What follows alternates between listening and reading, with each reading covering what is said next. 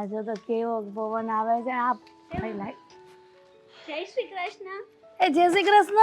જય શ્રી કૃષ્ણ મમ્મીજી. એ જય શ્રી કૃષ્ણ જમાઈ જય શ્રી કૃષ્ણ. લે આ કેમ ઘર મૂકીને બહાર નીકળી જા? આ ઘર મૂકીને બહાર નથી નીકળ્યા પણ આ ઘરમાં પાવર નથી ને તે મને એમ થયું કે આ ગરમીનું ઘરમાં ખોટું બફાવું એની કરતા વળી ખાટલો નાખીને અહીંયા બહાર ખાવા બેઠી. હા તો ભલે હો, બાકી નકરા અશોકભાઈ ને ભાભીએ તમને કઈ બહાર નથી કાઢી મૂક્યા ને? અમને તો ડર લાગી ગયો. કંકોળા બહાર કાઢે આપણને. એની હિંમત છે કે તારો હાળો અને એની ઘરવાળી મને અહીંયા ઘરની બહાર કાઢે, હું એને ઘરની બહાર કાઢી મૂકું? આ દસ્તાવેજ છે ને આપણા નામનો છે. હા એ વાત તો તમારી એકદમ સાચી હો. હા કેમ છે તબિયત પાણી સારા તમારા? એ ને ફર્સ્ટ ક્લાસ મોજે મોજ. શું કરે છે અશોકભાઈ અને દામિની ભાભી? હા, મજા કરે એને હું વાંધો હોય વળી. પણ આ તમે અચાનક વળી આ બે માણા ક્યાં ભૂલા પડ્યા અહીંયા? આ જો વાત જાણે એવી છે ને કે આમ જોવું તો અમારે અહીંયા ના આવવું જોઈએ, પણ થયું કે હવે ઘરના ને કામ નહીં આવે તો કોણ આવશે, એટલે થયું કે આટો એકવાર મારી તો જોઈએ, કદાચ હા પાડે. હા પાડે, ઘરના કામ નું આવે. આ ગોટ ચકડામાં કઈ ખબર ન પડી. આ જો મમ્મીજી વાત જાણે એવી છે કે હા અમે જ્યાં રહીએ છીએ ને હા એ ઘરમાં કલર કામ કરાવવાનું છે. ઠીક તો કે કલર કામ કરે એટલે રહેવામાં તકલીફ પડે. હવે કલર કામ ચાલુ હોય તો અમે રહીએ ક્યાં, એટલે વિચાર્યું અમે એવું. અને તમારી દીકરી ગુડ્ડી એમ કીધું કે આપણે એક કામ કરીએ તો આપણે થોડાક દિવસ મમ્મી ભેગા જતા રહીએ તો મમ્મીને પણ સારું લાગે, આપણને પણ આ કલરવાળા ઘરમાં રહેવું ન પડે. કારણ કે કલર ઉડતો હોય, આજે પેલા ભૂખરી કાઢે ને આન તેન બધું કરે તો ખોટી તબિયત ખરાબ ના થાય ને બધું રેડી થઈ જાય એમ. તે તમે મને પૂછવા આવ્યા છો કે પછી હા બધું કેવા આવ્યા છો? જમાઈ તમારે પૂછવાનું જ ન હોય અને કહેવાનું પણ ન હોય, સીધા બિસરા પોટલા ભરીને અહીંયા આવી જવાનું કે અમે આવી ગયા છીએ. હું તો એમ કહું છું કે આ કલર કામ રહેવા દ્યો ને, મકાન જેવું હોય એવું હાલ છે, પણ તમે અહીંયા આ ઘરમાં જ રહેવા આવતા રહ્યો ને. અરે એવું નથી મમ્મીજી, વાત જાણે એવી છે કે હા કલર કામ તો કરાવવું પડે ને, અમારું ઘર છે વ્યવસ્થિત હોય તો સારું પડે. અને પૂછવું જરૂરી છે ને તમને, કારણ કે તમે એકલા તો છો ને, અશોકભાઈ અને ભાભી પણ તમારી સાથે જ રહી છે. કાલ સવારે એ લોકોને મન દુઃખ થાય એવું તો અમારાથી ના જ કરાય ને. એટલે એને એનું મન દુઃખ થાય? મારો જમા એટલે કે દીકરો અને આ મારી દીકરી જે આવે છે ઘરમાં એને એનું દુઃખ થાય? એને કાંઈ નહીં થાય. આમ જો અસ્કો અને આ ધામીની ને કઈ તકલીફ પડી ને તો હું એને ઘરમાંથી બહાર કાઢી મૂક્યું એમ છું કે મકાન મારા નામનું છે. ઈ હું કેમ બોલે કાંઈ? એ વાત સાચી મમ્મી. છતાં પણ ભાભીને તમે ઓળખો છો ને, અમારા કારણે તમારા હારે બાંધે તો એમ કરતા આમ એમ કીધું કે પેલા પૂછી લઈએ મમ્મીને. આમ જો ગુડી, તું હજી તારી માને ઓળખતી નથી. આ તારી ભાભી મારી સામે બોલી ન શકે. અને આ અસ્કો ગમે એટલું લવારું કરે ને ગમે એટલું મારી સામે થાય ને એની હિંમત જ નથી એ મને કઈ કે. હા પણ જો મમ્મીજી તમને એક વાત જણાવી દઉં શું? કે અશોકભાઈ બહુ સારા માણસ છે, હા તમને સાચવતા હશે, તમારું ધ્યાન રાખતા હશે, પણ તમે પણ છે ને તમારી સેફટીમાં રહેજો. કારણ કે આ કળિયુગ છે અત્યારે, છે ને કોઈના પર ભરોસો નથી કર્યા જેવો. કાલ સવારે શું થઈ જાય, કોનું કેવી હાલત થઈ જાય એ પણ કોઈને ખબર નથી. એટલે તમે છે ને તમારા દીકરાનું ને વહુનું થોડુંક આમ તમારી સાપતી નજર રાખજો એની ઉપર એમ. હા પણ આ બધી વાત મને ખબર ન પડી, પણ એટલી ખબર પડી કે મારે ધ્યાન રાખવું પડશે મારા દીકરાનું નહીં પણ મારી વહુનું.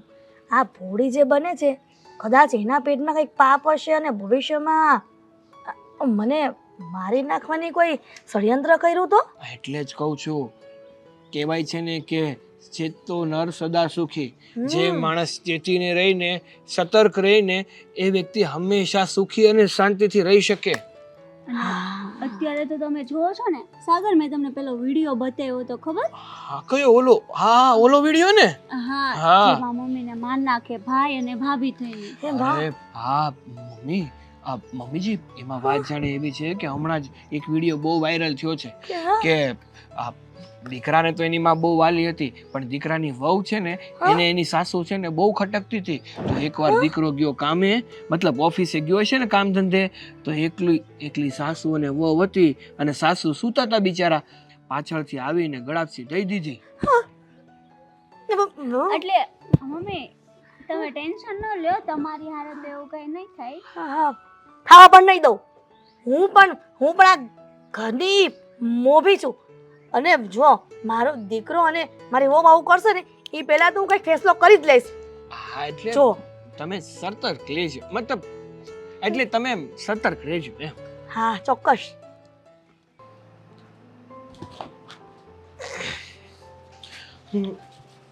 શું કરે છે? કાંઈ નહીં, આજો ને બુક્સ જોતી હતી બધી. તો પણ શું કામ ઊભા બુક્સ જોવે છે? શાંતિથી એક જગ્યાએ બેસી જા અને શાંતિથી તારે બુક્સ વાંચવી હોય તો વાંચ, જોવી હોય તો જો. આ ઊભા તારા પગ દુખી જશે, તારી તબિયત ખરાબ થઈ જશે, પછી આપણે જે કરવા આવ્યા એ થઈ શકશે નહીં થઈ શકે. અરે સાગર, તમે એની ઉપાધિ ન કરો. તમને ખબર છે શું? આપણે જેના માટે અહીંયા આવ્યા ને હા, શરૂઆત થઈ ગઈ છે. આપણે જેની માટે અહીંયા આવ્યા એની શરૂઆત થઈ ગઈ એટલે તું કહેવા શું માંગે છે? ભાભીને હેરાન જ કરવા હતા આપણે. હા. મમ્મી 1-2 વાર કહ્યું હતું ને દીધું છે એને. હું જો તને પોસાતું હોય તો અહીંયા રહે, બાકી ખોટી કચ ન કર, બાકી અહીંયાથી નીકળી જા. મતલબ કે આપણે આવ્યા એ દિવસે આપણે જે મમ્મીને વાત કરી એ વાત ઉપર મમ્મીએ અમલ કરવાનું ચાલુ કરી દીધું, મુદલ એમ જ ને? હા, અને એના મગજમાં એ વાત એવી રીતે ઘર કરી ગઈ છે ને મગજમાંથી નીકળતી જ નથી. પણ હા, મમ્મીએ તો એને ભાભીને કહી દીધું એમ કે તને અહીંયા ઘરમાં પોસાતું હોય તો રહે, ના પોસાતું હોય તો જતી રહે.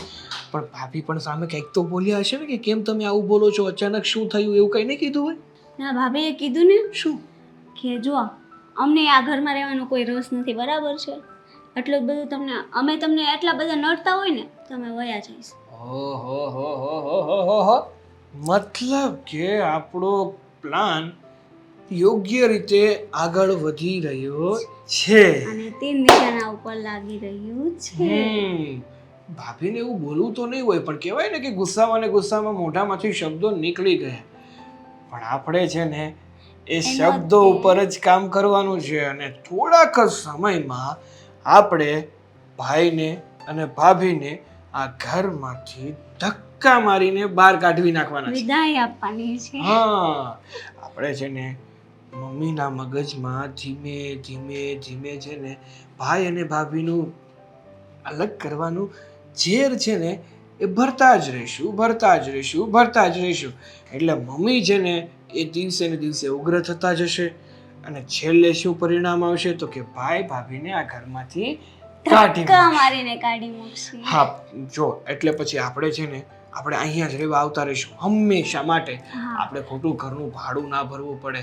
અત્યારે તો આપણે બહાનો બનાવીને આવ્યા છીએ કે આપણે ઘરને કલર કામ કરાવીએ છીએ, પણ આ લોકોને થોડી ખબર છે કે આપણે ખુદનું ઘર પણ નથી, આપણે જ્યાં રહીએ છીએ ને એ પણ ભાડાનું છે. હા, અને આમે તે અહીંયા આવીએ ને પછી મમ્મીને સાચવવા પડે તો ભલે ને, આપણે આમે ત્યાં કોઈક ને કોઈક મહેમાન તો હોય છે, એની જગ્યાએ આપણે મમ્મીને સાચવી લઈશું.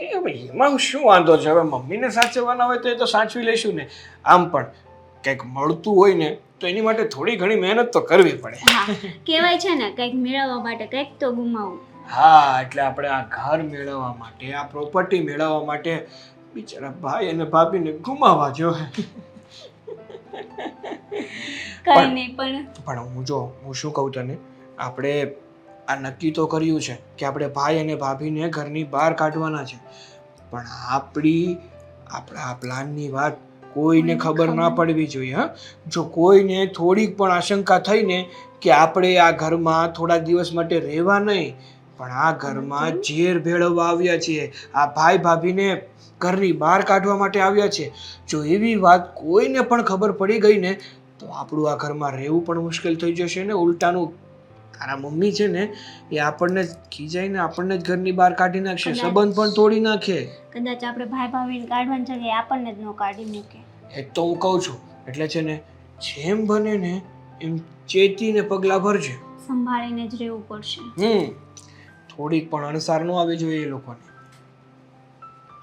અને બીજું હું તને શું કહું છું કે હા, બીજું ભાભી અને ભાઈ શું કરે છે કઈ ખબર પડે છે તને? કઈ નહીં, રૂમમાં હશે, કંઈક કરતા હશે. એટલે એવી રીતે નથી પૂછતો હું, એવી રીતે પૂછું છું કે હા, મમ્મી સાથેનો વ્યવહાર થયો, મતલબ આજે વાતચીત થઈ એ પછી એમનું વર્તન કેવું છે? વર્તનમાં કઈ ફેરફાર થયો કે એવું ને એવું જ છે? ફેરફાર થયો છે, ધીમે ધીમે. કહેવાય ને કે ધીમે ધીમે કહેવાય ને કે પેલા કેમ બે અલગ પડતા હોય એવી રીતના. હા, એટલે આપણે શું કરવાનું છે, અહીંની વાત અહીંયા કરવાની છે, અહીંની વાત અહીંયા કરવાની, પણ સાચી વાત નહીં કરવાની.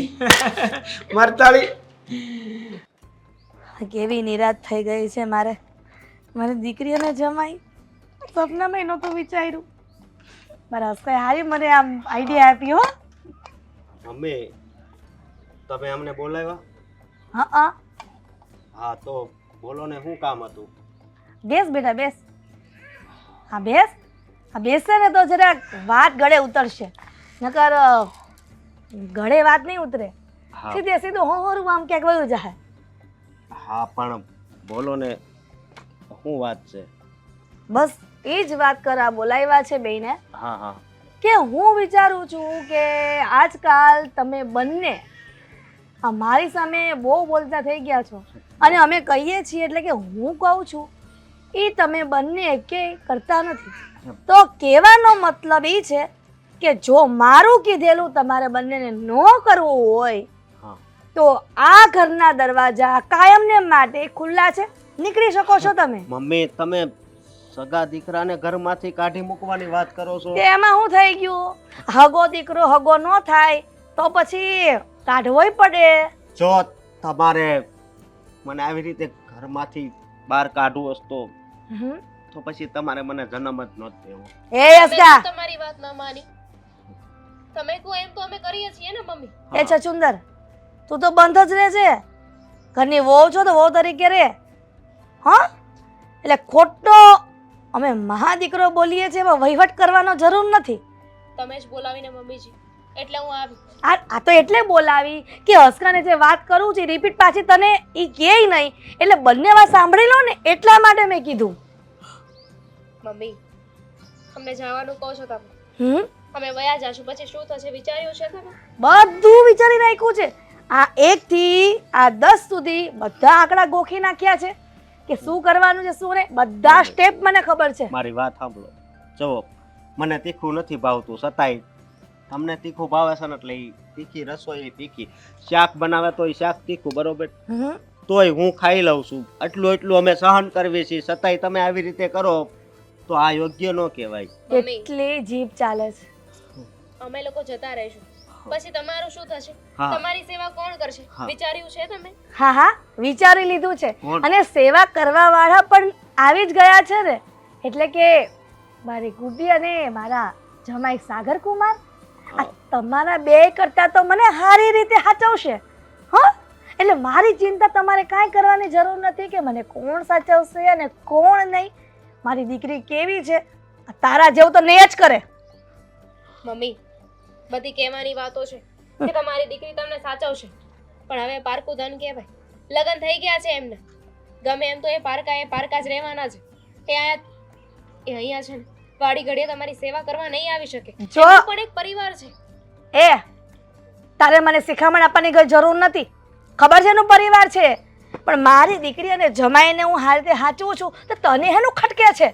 એટલે જ કીધું કે મારી દીકરી અને જમાઈ અહીંયા રહેશે ને તમે બંને જણા ભાડાનું મકાન ગોતીને આજે નીકળી જાજો. મમ્મી તમે હજી પણ વિચાર કરી લ્યો. કરી લીધો છે વિચાર કે મારા ઘરમાં તમે બંને ન જોઈએ અને મારી દીકરી અને જમાઈ મને સારી રીતે સાચવશે, એટલે તમારે ચિંતા કરવાની કોઈ જરૂર નથી. મારા દીકરી અને જમાઈ સાચવવા માટે તૈયાર જ છે, એટલે કીધું ને એટલું જ કરો. હા સારું, ચાલો છો. ચાલો અશોક, હવે હું ઠોયાની જેમ બેઠો છે, જા ને.